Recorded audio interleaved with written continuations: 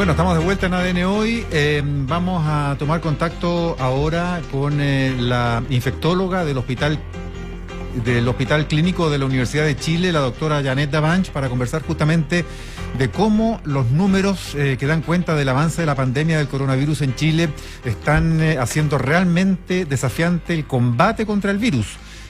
Habida cuenta de los datos, especialmente de ayer, que el propio gobierno presentó como muy preocupantes, con sobre 3.000 casos de contagios en 24 horas y la situación de contagiados y de muertos, quiero decir que también batieron todos los precedentes anteriores, con más de 30 fallecidos en esas mismas 24 horas, Mirna. Así es, y sobre todo considerando lo que decía ayer el propio ministro Mañalich, cuando dice que la suerte de todos depende de uno. Tan delicada es la situación de este minuto, que tal como conversábamos con el anestesiólogo Renato Chacón, tanto de la Posta Central como de la Clínica Dávila, efectivamente es cierto lo que dicen otros expertos, que lo peor, lamentablemente, está por venir. Vamos con la siguiente entrevista, Mauricio. Sí, pues tenemos en la línea ya a la doctora Davanch, ¿no? Doctora, buenos días. ¿Qué tal? Días. A ver, primero su impresión, doctora. Hemos conversado en ocasiones anteriores, pero mire, cada vez con una realidad distinta, y la de ahora es sustantivamente diferente a la de solo unos días atrás, cuando conversábamos por última vez, con estos casos de contagio que se dispararon en las 24 horas transcurridas hasta la noche del lunes, y de muertos también. Primero, ¿cómo evalúa usted esto? ¿Esto era esperable? ¿La sorprenden estos números? Bueno, lo que hemos ido conversando con ustedes y con otros medios y también con nuestros compañeros de trabajo es que esta es la curva que esperábamos una vez que se desplazara la epidemia hacia las comunas más populosas de la región metropolitana y que tienen otras condiciones sociales y que permiten, que el hacinamiento permite la posibilidad de transmisión más eficiente del virus, y eso lo hemos visto también en otros países del mundo. Así que era para lo que nos estábamos preparando, de un aumento de los casos en la medida que el virus se ha ido asentando también en el país. Doctora Davanch, lo que quiero saber también, porque acá muchos de los expertos, de los científicos, pero también de ustedes que están justamente en esa situación extrema muchas veces, ¿no?, entre la vida y la muerte, teniendo que enfrentar un sistema de red asistencial que se está estresando por las razones evidentes de la cantidad de personas contagiadas y todo lo que supone que el 5% de ellos va a enfermar muy probablemente de manera grave. ¿Cuán importante es, diría usted, o mejor dicho, cuán cree usted que está instalado en la población la sensación de riesgo? Yo entiendo que aquí hay muchos matices, pero en lo que a usted le toca, ¿usted diría que la población hoy día, a esta altura, entiende el riesgo que se está corriendo? Yo creo que hablar de entender es difícil, porque esta es una situación tremendamente nueva. Si usted me pregunta a mí, que soy infectóloga, que además dentro de mi especialidad me he dedicado a justamente las infecciones emergentes y a los brotes, es decir, es mi área de juego, por decirlo de alguna forma, me ha sido tremendamente difícil de entender una emergencia sanitaria con un virus, con el comportamiento que tiene este virus, y que de verdad, créame, no esperé nunca como infectóloga o como médico o incluso como un simple ciudadano verlo. Es lo que leíamos en los libros hace, no sé, en la Edad Media, ¿no es cierto?, en donde las ciudades se cerraban y se producían estas quemas para eliminar los microorganismos que estaban asolando a las personas. Así que entiendo las dificultades que tiene la población y quizás ahí yo creo que hemos tenido no hemos sido lo suficientemente consistentes para poder explicar. ¿Qué sabemos? ¿Cuáles son las certezas de este virus? Lo primero es que este virus es nuevo. Nunca lo habíamos tenido entre la población de los humanos, afectando a los seres humanos. Por lo tanto, todos somos susceptibles de enfermar. La segunda certeza, se transmite muy eficientemente entre una persona enferma y uno que está cerca, que no ha enfermado y que los médicos o el personal sanitario llama susceptible. Ese es un contacto. En tercer lugar, lo que sabemos es que podemos evitar enfermar, y podemos evitar enfermar lavándonos las manos. Suena fácil, pero no estamos tan acostumbrados a lavarnos frecuentemente las manos. 2, que tengo que evitar o distanciarme físicamente. Esta distancia física la entendemos en el lugar de trabajo o cuando estoy haciendo una fila para entrar al supermercado. Pero ¿cuántos de nosotros entiende que esa distancia física también es dentro de la casa? Entonces, yo creo que ahí hemos fallado. Las certezas de este virus las conocemos. Sí, también sabemos que no tenemos una vacuna ni tenemos un tratamiento antiviral. Entonces, quizás hemos fracasado en cómo explicamos lo que sí sabemos del virus para poder evitar enfermar. Es que usted nos describe un panorama que es angustiante porque todo va indicando que la forma de evitar los contagios está como, yo no sé cómo llamarlo, como voy a especular, usted me corregirá si estoy muy perdido, pero es como que se manifiesta en microconductas, en conductas de detalle, porque las cuarentenas como norma general suenan muy bien, pero cuando uno piensa en lo que usted describe, cuarentenas con gente que está muy junta, se saca poco. Yo he reflexionado más de una vez en este programa en cuanto a que los brotes más explosivos de contagio se producen en los lugares más cuarentenados que todo, en el mundo, en los cruceros, en las cárceles, en los asilos de adultos mayores. Entra el virus ahí, se contagian varios al tiro y mueren al tiro varios. Ha pasado en hogares específicos de adultos mayores en Chile. Entonces, el tema está en que en nuestro diario vivir, cómo tenemos que portarnos con nuestras parejas, con nuestros niños en la casa para evitar el contagio. Es decir, tenemos que... como que la casa es inconcebible la distancia. Entonces, ¿cómo lo abordamos? Por eso comentaba Mauricio que efectivamente hemos fracasado un poco en este detalle que nos cambia tanto la vida. Si este es un virus que nos llegó para cambiarnos la vida en este momento, hasta que contemos con una vacuna. Yo veo siempre una lucecita en el camino y veo que ojalá esta vacuna la tengamos disponible de aquí, no sé, ojalá a un año, pero en este periodo es donde tenemos que hacer los esfuerzos. Doctora, en este periodo es en donde tenemos que aprender a cambiar nuestra conducta. Entiendo y trabajo en un área de Santiago muy populosa que es la zona norte de Santiago. Sé que es difícil, de hecho mi mamá está sola en este minuto porque es un adulto mayor que vive fuera de Santiago.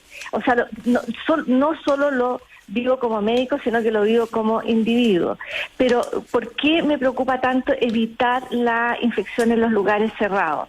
A un hogar de ancianos, los ancianos que están en ese lugar no salen a la calle, por lo tanto no están expuestos.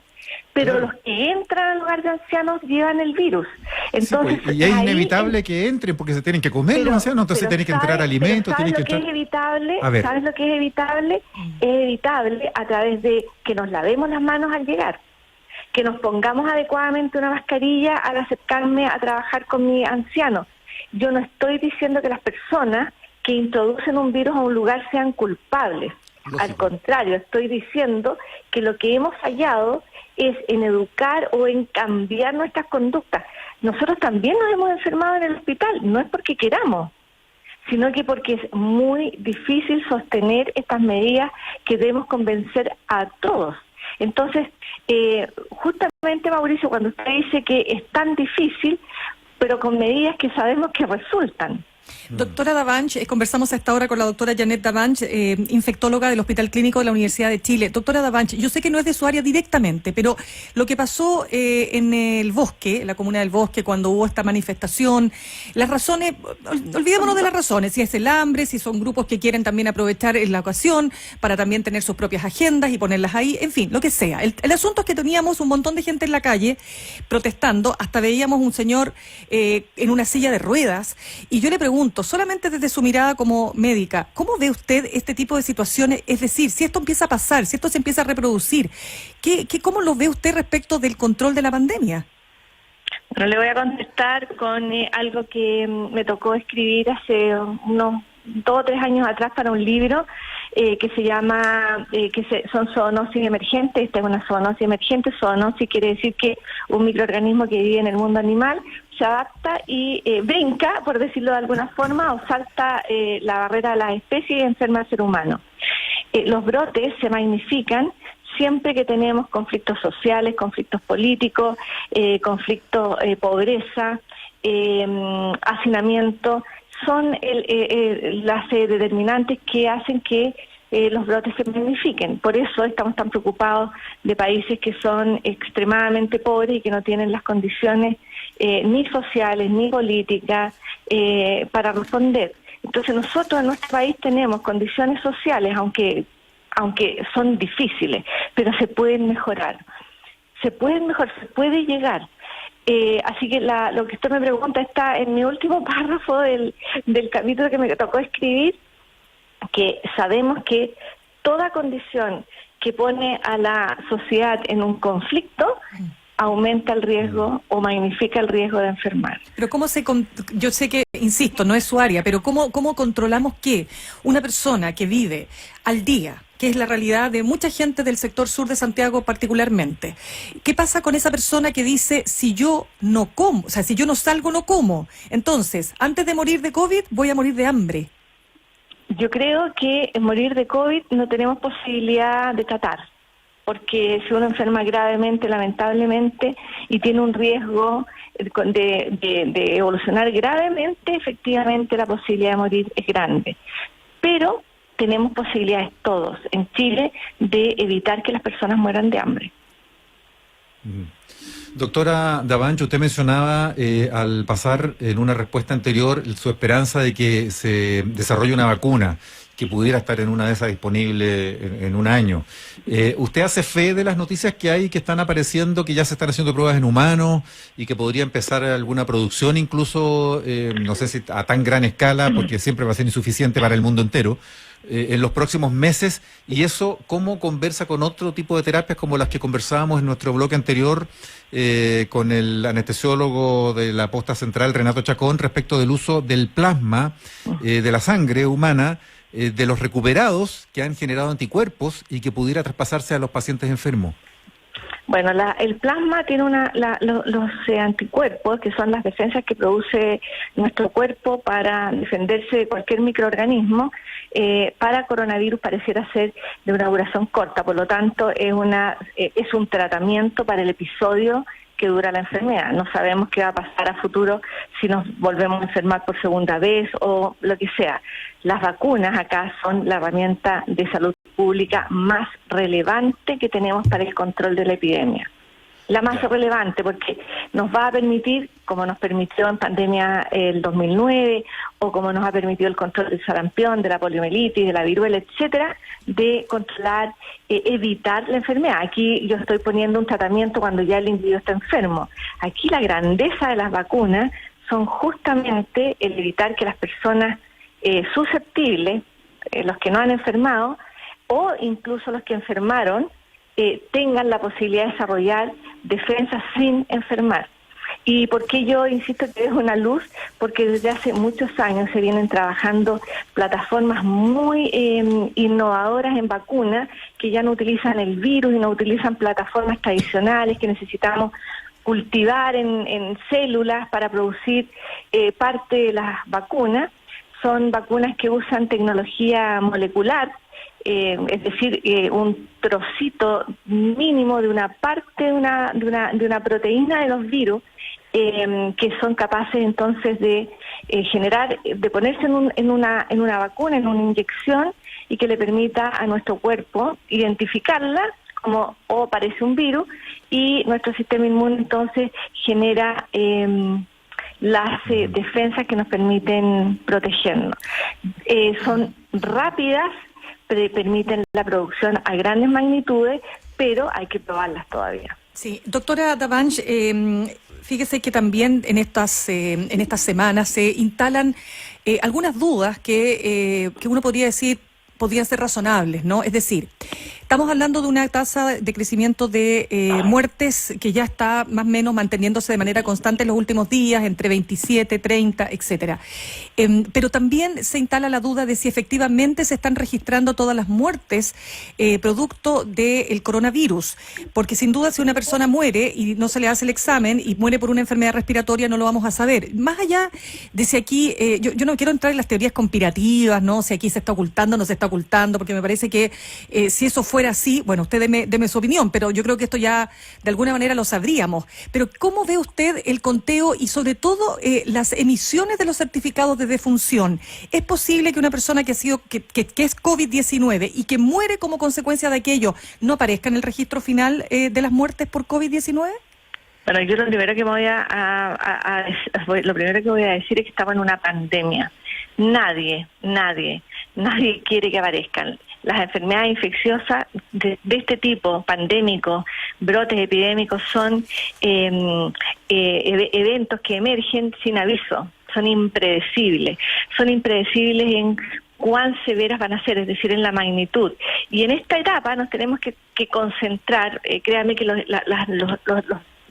cifras son muy importantes para los clínicos, para tomar decisiones, para caracterizar a la enfermedad, para saber quiénes están evolucionando a condiciones más graves, pero en una epidemia hay tantos actores ocupados que lo relevante en este momento es, en mi opinión, ir mirando cómo se está desplazando la epidemia, reconocer aquellos factores que están facilitando la transmisibilidad y reconocer cuáles de nuestros enfermos eventualmente pueden ir a una evolución más grave para contar menos fallecidos.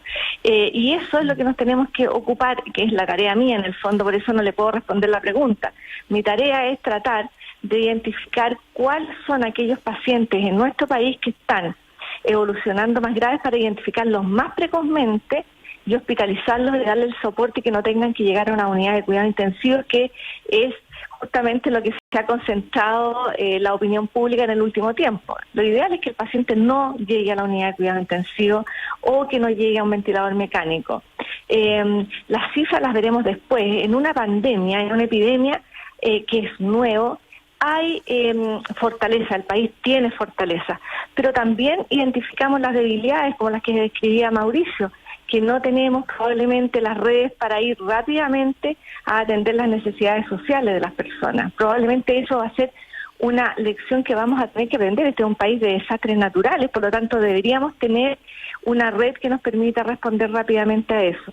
Así que en este momento, como médico clínico, que ahora me tengo que ir a la urgencia a colaborar con mis compañeros de la urgencia, yo creo que nos tenemos que ocupar no del conteo de los fallecidos, esa es una opinión muy personal, sino que ocuparnos de caracterizar cómo identificar a aquellos que van a tener una evolución más grave, y de verdad creo que los medios de comunicación, independiente de donde yo esté, aunque mi casa sea pequeñita, puedo tomar algunas medidas. Si tengo que salir, para aquellas personas que deben salir, que también tomen las medidas, la mascarilla bien utilizada, cubriendo la nariz y la boca, evitar hacer identificable las manos. ¿Dónde tengo mis manos?